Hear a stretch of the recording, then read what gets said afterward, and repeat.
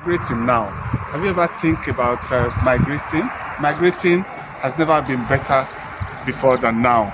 People migrate. If I Nigeria, I think this video is meant for you. Don't be deceived. Don't just build castles in the air. Don't think that in the next 20-30 years things will be better off than what they are now. So the time for you to think, to be smart, to be prudent is just now. I just want to help you, to give information to you.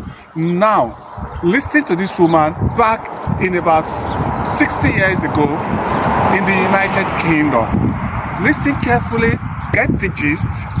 You will appreciate me better. This fellow is a citizen of Australia, moved to live in the United Kingdom, and now settled in New Zealand. What am I trying to say? What message am I passing across? I'm trying to tell you that never be deceived. The urge to find comfort, to look for a livable place on earth is in your hand.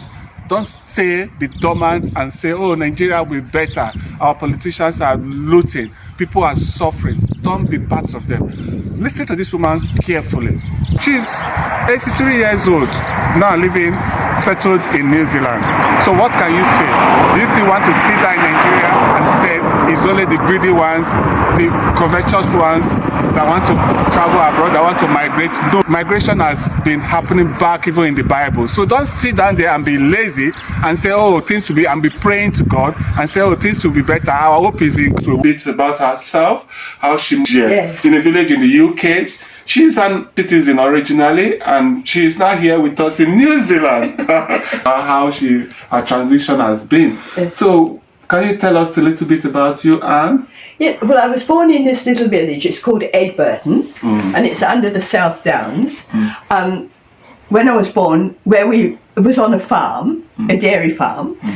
There was no running water, no electricity. Wow. The toilet down the pathway, you know. Wow. But we really had a great childhood. Highly intelligent at school, and I passed my exams very early and went straight into nursing in Manchester and worked in the slums of Manchester, which was a pretty strong eye-opener, you know, to see the suffering of people that I'd never seen before.